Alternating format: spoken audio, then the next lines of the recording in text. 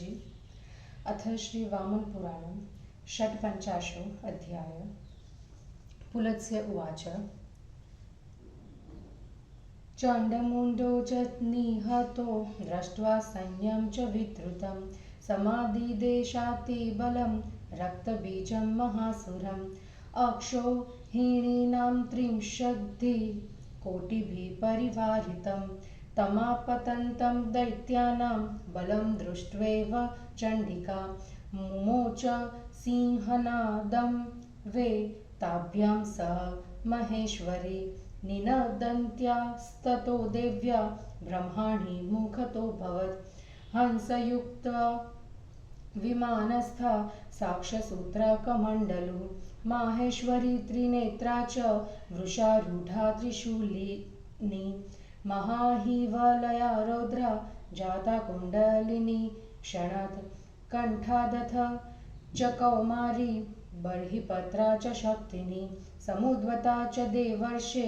मयूरवरवाहना बाहुभ्यां गरुडारूढा शङ्खचक्र गदासिनी शार्ङ्गबाणधरा जाता वैष्णवी रूपशालिनी महोग्रमुशला रौद्रा दंष्ट्रोल्लिखितभूतला वाराही पृष्ठतो जाता शेषनागोपरि स्थिता वज्रादकुशोधतकरा नानालङ्कारभूषिता जाता गजेन्द्रपृष्ठस्था माहेन्द्रीस्तनमण्डलात् विक्षिपन्ती सटाक्षैप्यैर्ग्रहनक्षत्रतारका नखिनी हृदया जाता नारसिंही सुदारुणा ताभिर्निपात्यमानं तु निरीक्ष्य बलमासुरं ननाद भूयो नादान वै चण्डिका निर्भया रिपुन् तन्निनादं महच्चुत्वा त्रैलोक्यप्रतिपूरकम् समाजगाम देवेशः शूलपाणिश्रीलोचनः अभ्येत्य बन्धचैवेनां प्राह वाक्यं तदाम्बिके समायातोऽस्मि वै दुर्गे देहाज्ञां किं करोमि ते तद्वाक्यसमकालं च देव्या देहोद्भवा शिवा जाता सा चाह देवेशं गच्छ दैत्य न शङ्कर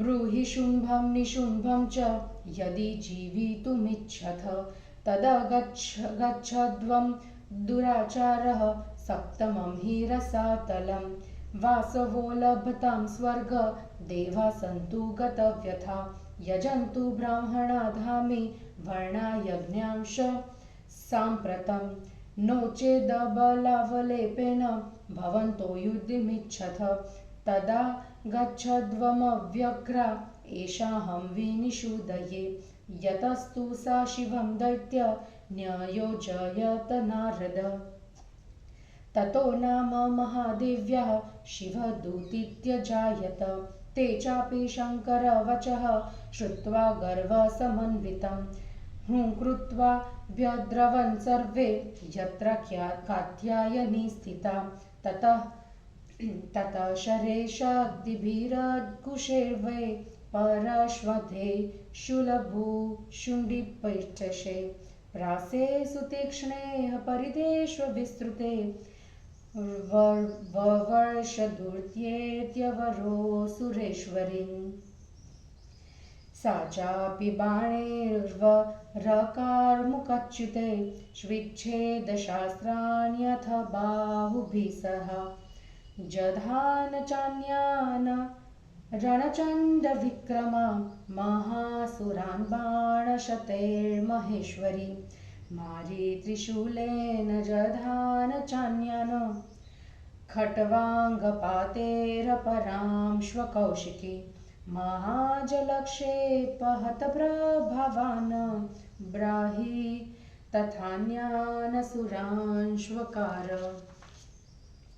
माहेश्वरी शूलविधारी तोरस कश्वकार दग्धान परांश्ववैष्णवी शक्त्या कुमारी कुशिलेन चेन्द्री तुण्डेन चक्रेण वराहरूपिणी नखैर्विभिन्नानपि नारसिंहि अट्टाट्टहासेरपि रुद्रदूते रुद्रस्त्रिशूलेन तथैव चान्यन विनायकश्वापि परश्वधेन एवं हि देव्या विविधेस्तु रूपे निपात्यमानादनुपुङ्गभास्ते पेतु पृथिव्यां भुवि चापि भूते स्ते भक्ष्यमाणा प्रलयं प्रजग्मुः ते वध्यमाना स्वथ देवताभिः महासुरामातृभिराकुलाश्व विमुक्तकेशास्तरलेक्षणाभयात् ते रक्तबीजं शरणं हि जग्मुः स रक्तबीजः सहसाभ्युपेत्य वरास्त्रमादाय च मातृमण्डलं विद्रावयन् भूतगणान् समन्तात् विवेशकोपात् स्फुरिताधरश्व तमापतन्तं प्रसमीक्ष्य मातरः शस्त्रे श्रिताग्रेर्दितिजं ववर्षु यो रक्तबिन्दून्यर्पतत पृथ्वीयां स तत्प्रमाणात् स्वसुरोऽपि जज्ञे ततस्तदाश्वर्यमयं निरीक्ष्य सा कौशिकी केशिनीमभ्युवाच पिबस्व चण्डे रुधिरं त्वरा ते वितत्य वक्त्रं वडवानलाभं सा त्वेव मुक्ता वरदाण्डबिङ्का हि अम्बिका हि वितत्य वक्त्रं विकरालमुग्रम् ओष्ठं नभस्पृकपृथिवीं स्पृशन्तं कृत्वा घरं तिष्ठति चर्ममुण्डा ततोऽम्बिका केशविकर्षणाकुलं कृत्वा रिपुं प्राक्षिपत स्ववक्त्रे बिभेदशूलेन तथाप्युरस्तः क्षतोद्वान्येन्यपतन् श्ववक्त्रे ततस्तु शोषं प्रजगाम रक्तं रक्तक्षयहीनबलो बभूव तं हीनवीर्यशतधा चकार चक्रेण चामीकरभूषितेन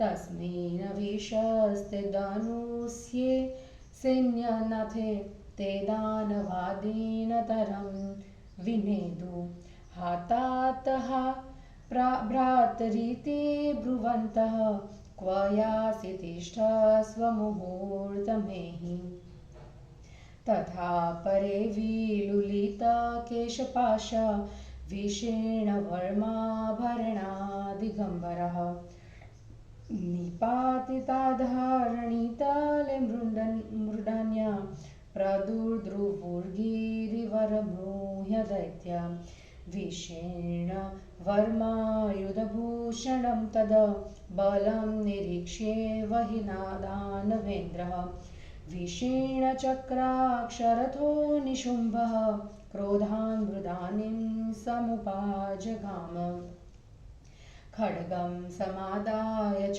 चर्मभास्वरं धुन्वन् शिरः प्रेक्ष्य च रूपमस्यः सत्सम्भमोहज्वरपीडितोऽथ चित्रे यथासो लिखितो बभूव तं स्तम्भितं वीक्ष्य सूरारिमग्रे प्रोवाच देवी वचनं विहस्य अनेन वीर्येण सूरात् स्वया जिता अनेन मां प्रार्थयसे बलेन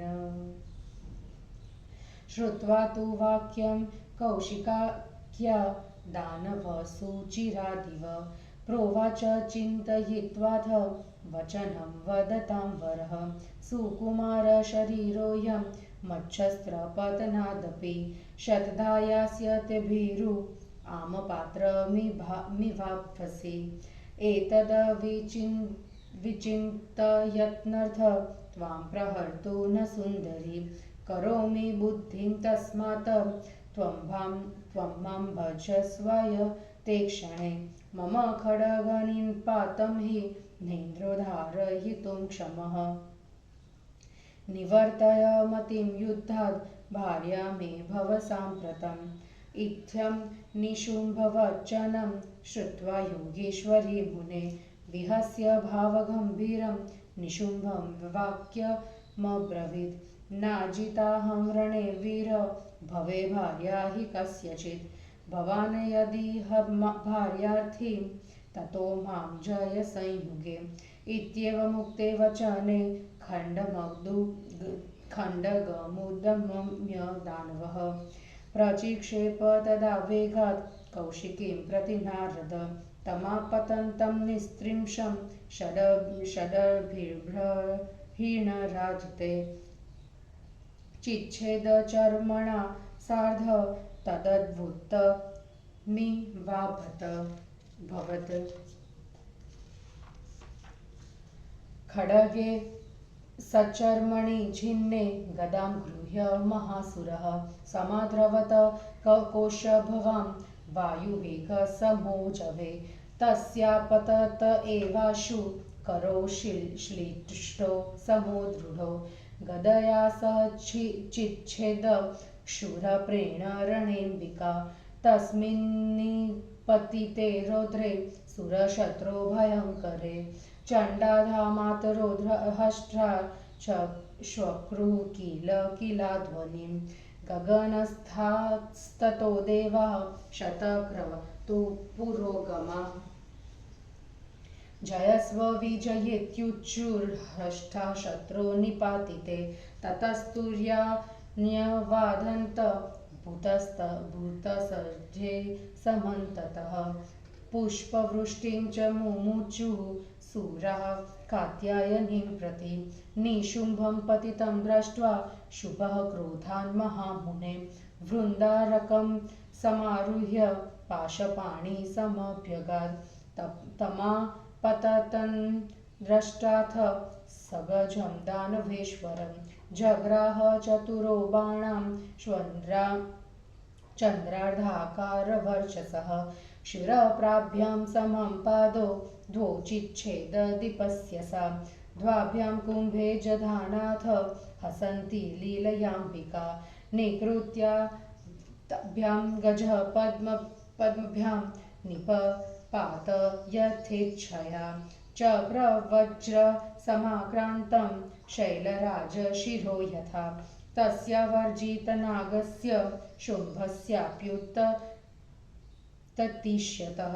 शिरश्चिच्छेदबाणेन कुण्डलालङ्कृतं शिव। छिन्ने शिरसि दैत्येन्द्रो निपतात सकुञ्जरः। यथा समहिषः क्रोश्चो महासेन समाहतः। श्रुत्वा सुरासुररिपुनिहतो मृण्डया सेन्द्राः स सूर्यमरुदश्विव सुप्रधानः। आगत्य तं गिरिवरं विनया वनम्र देव्यास्तदा स्तुतिपदं त्विदमेरयन्तः। देव उवाच नमोऽस्तु ते भगवति पापनाशिनि। नमोऽस्तु ते रिपुदर्पशाकिनि। नमोऽस्तु ते हरिहरराज्यदायिनि।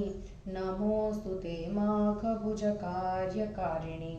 नमोऽस्तु ते त्रिदशरिपुक्षयङ्करि। नमोऽस्तु ते शतमखपादपूजिते। नमोऽस्तु ते महिषविनाशकारिणि। नमोऽस्तु ते हरिहरभास्करस्तुते। नमोऽस्तु ते षाष्ठादशबाहुशालिनि। नमोऽस्तु ते शुम्भनिशुम्भधातिनि। नमोऽस्तु लोकार्तिहरे त्रिशूलिनि। नमोऽस्तु नारायणि चक्रधारिणि। नमोऽस्तु वाराहि सदा धराधरे। त्वां नारसिंही प्रणता नमोऽस्तु ते। नमोऽस्तु ते वज्रधरे गजध्वजे। नमोऽस्तु कौमारि मयूरवाहिनि। नमोऽस्तु पैतामहहंसवाहस्ने। नमोऽस्तु माला विकटे सुकेशिनि नमोऽस्तु ते रासभपृष्ठवाहिनि नमोऽस्तु सर्वार्तिहरे जगन्मये नमोऽस्तु विश्वेश्वरि पाहि विश्वं निषूदयारीन द्विजदेवतानां नमोऽस्तु ते सर्वमयि त्रिनेत्रे नमो नमस्ते वरदे प्रसीद ब्रह्माणि त्वं रूढनिवरशिखिगमना शक्तिहस्ताकुमारी वाराहि त्वं सुवक्त्रा खगपतिगमना वैष्णवी त्वं संहार्गी दुर्दशनारसिंहदूरधुरितरवा त्वं तथेन्द्री सवज्रा त्वं मारिचर्ममुण्डाशावगामन् रता योगिनी योगसिद्धा नमस्ते त्रिनेत्रे भगवति तव चरणानुशीमाये अररहर्वि नतशीर सोवनतः नहि नहि परिभवमस्त्युशुम्भं चस्तुतिबलिकुसुमकराः सततं ये एवं स्तुतासुरवरे शत्रुनाशिनी प्राह प्रहस्य सुरसिद्धमहिर्षिवयान् प्राप्तो मयाद्वतमभवतां प्रसादात् सङ्ग्राममूर्धेन सुरशत्रुजयः प्रमर्दात् इमां स्तुतिं भक्तिपरा नरोत्तमा भवद्विरुक्तामनुकीर्तयन्तीं दुःस्वप्ननाशो भविता न संशयो वरसधान्यो व्रियतामभिस्थितः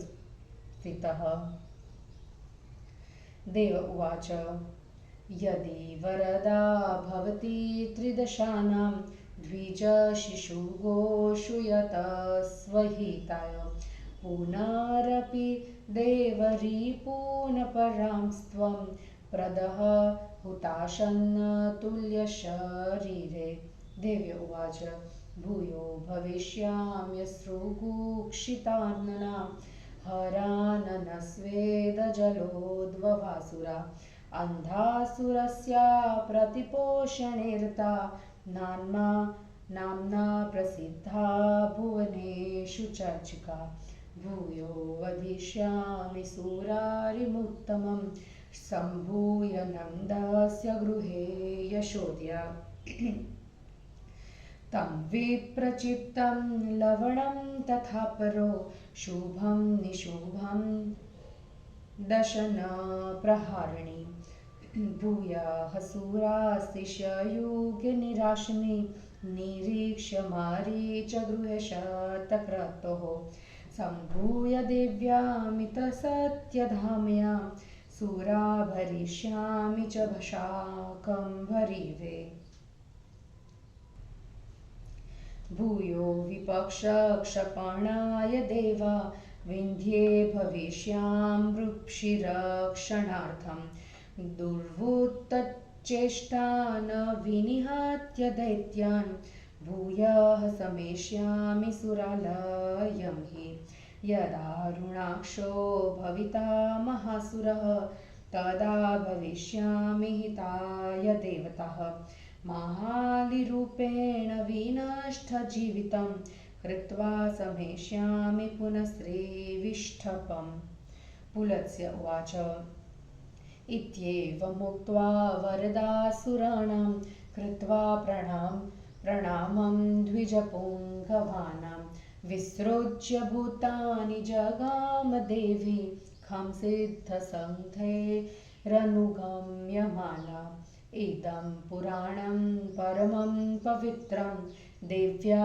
जयं मङ्गलदाहि पुंसां श्रोतव्यमेतन्ति यते सदैव रक्षोद्नमेतद्भगवानुवाच हिंदी अनुवाद चंडिका से मातृकाओं की उत्पत्ति, असुरों से उनका युद्ध, रक्त बीज निशुंभ शुंभ वध, देवताओं के द्वारा देवी की स्तुति, देवी द्वारा वरदान और भविष्य में प्रादुर्भाव का कथन। पुलत्स्य जी बोले, नारद जी, शुंभ ने चंड और मुंड को मृत तथा सैनिकों को भगा हुआ देखकर अत्यंत बलवान महान असुर रक्त बीज को आज्ञा दी। उसके बाद महेश्वरी चंडिका ने दैत्यों की 30 करोड़ अक्षौहिणी वाली उस सेना को आती हुई देखकर उन दोनों देवियों के साथ सिंह के समान गर्जन किया। उसके बाद सिंह के समान निनाद मतलब हुंकार करती हुई देवी के मुख से हंस के विमान पर बैठी हुई तथा अक्षमाला और कमंडलु लिए ब्रह्माणी उत्पन्न हो गई। क्षण भर में ही वृषभ पर आरूढ़ त्रिशूल धारिणी महासर्प के कंगन पहने और कुंडल धारण किए हुए 3 नेत्रों वाली महेश्वरी भी उत्पन्न हो गई। देवर्षि नारद जी, मोर पंख से सुशोभित शक्ति रूपिणी एवं श्रेष्ठ मोर के वाहन पर आरूढ़ कौमारी देवी के कंठ से उत्पन्न हुई। गरुड़ पर सवार शंख चक्र गदा तलवार एवं धनुष बाण धारण करने वाली सौंदर्यशालिनी वैष्णवी शक्ति देवी की दोनों भुजाओं से उत्पन्न हुई। भारी भयंकर मूसल लिए दाढ़ों के से पृथ्वी को खोदने वाली शेष नाग के ऊपर स्थित वाराही शक्ति देवी की पीठ से उत्पन्न हुई।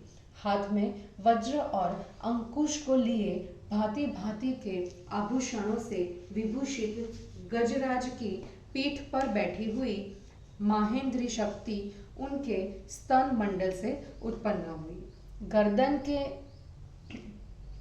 बालों को फटकारने से ग्रह नक्षत्र और ताराओं को विक्षुब्ध करती हुई तीक्ष्ण नखों वाली अत्यंत भयंकर नार सिंही शक्ति देवी के हृदय से उत्पन्न हुई। फिर चंडिका ने उन शक्तियों द्वारा संहार की जाती हुई असुर सेना एवं शत्रुओं को देखकर भय रहित होकर घोर गर्जना की। तीनों लोकों को ध्वनि से गूंजा देने वाले उस गर्जन को सुनकर शूलपाणी त्रिलोचन महादेव जी देवी के निकट आए और उनके प्रणाम कर उन्होंने यह कहा, अंबिके, दुर्गे, मैं आ गया हूँ। मैं आपका कौन सा कार्य करूँ, मुझे आज्ञा दीजिए। उस उक्ति के साथ ही देवी की देह से शिवा उत्पन्न हो गई।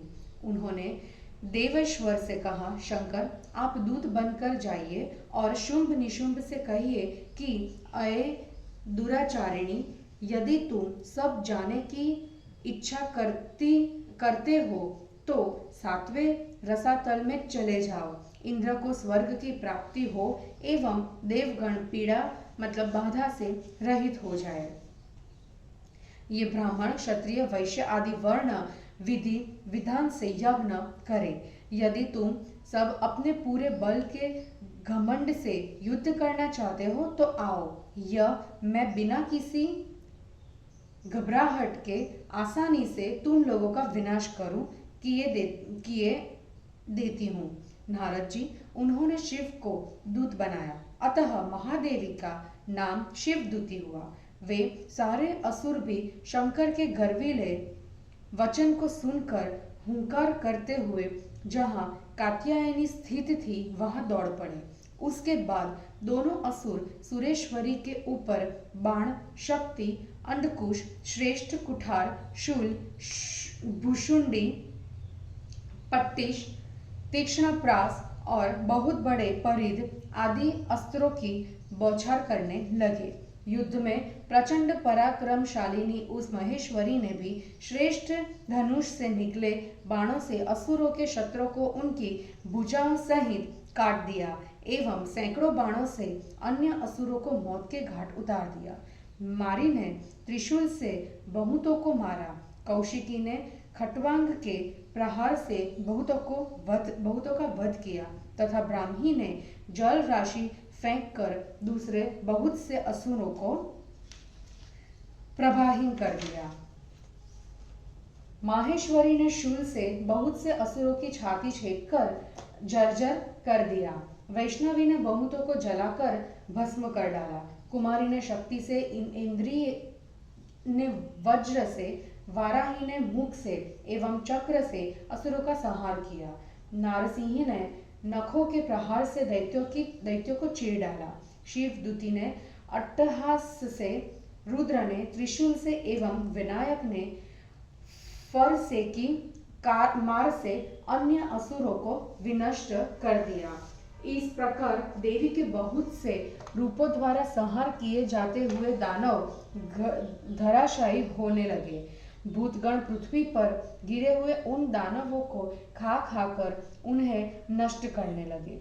देवताओं और मातृशक्तियों द्वारा संहार किए जा रहे एवं व्याकुल किए गए वे सारे महान असुर खुले बालों एवं भय से इधर उधर देखते हुए रक्त बीज की शरण में गए। क्रोध से ओठ को फड़फड़ाते हुए रक्त बीज तेज धार वाले अस्त्रों को लेकर एकाएक आधमका एवं भूतगणों को इधर उधर खदेड़ते हुए मातृव्यूह में प्रवेश कर दिया। उसको आते हुए देखकर मातृशक्तियों ने उस असुर पर अपने तेज शस्त्रों की बौछार की। उनके शरीर से रक्त की 2 बूंदें पृथ्वी पर गिरती थी। उनसे उतने ही बलवान असुर उत्पन्न हो जाते थे।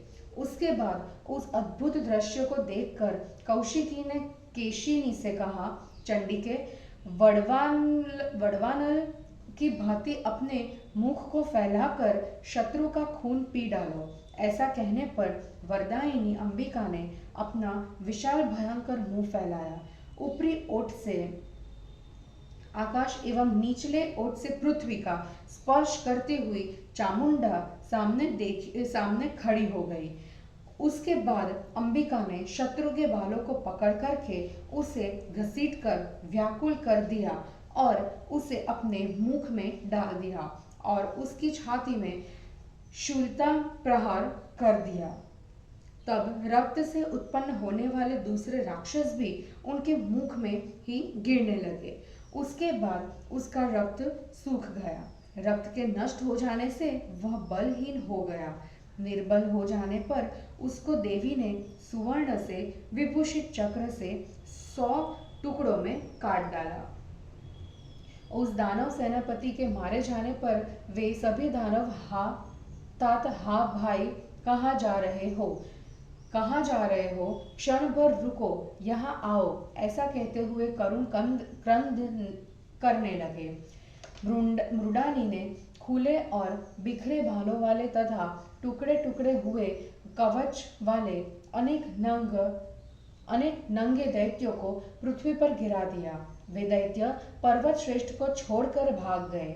टूटे कवच, हथियारों एवं आभूषणों से युक्त अपनी सेना को देखकर टूटे चक्र एवं घुरी वाले रथ पर चढ़कर दानव श्रेष्ठ निशुंभ क्रोधपूर्वक मृडानी देवी के पास गया।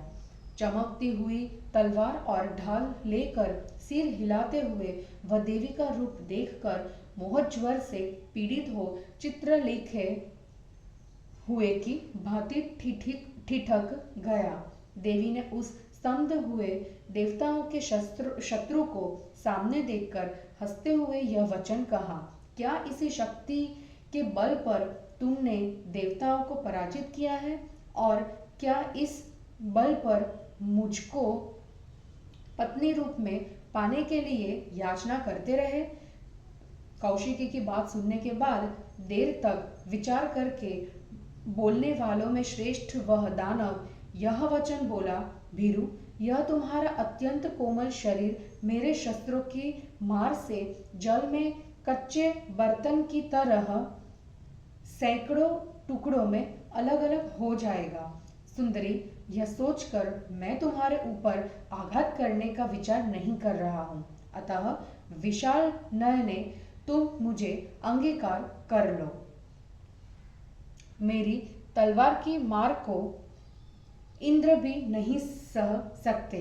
तुम युद्ध का विचार छोड़ दो एवं अब मेरी पत्नी बन जाओ।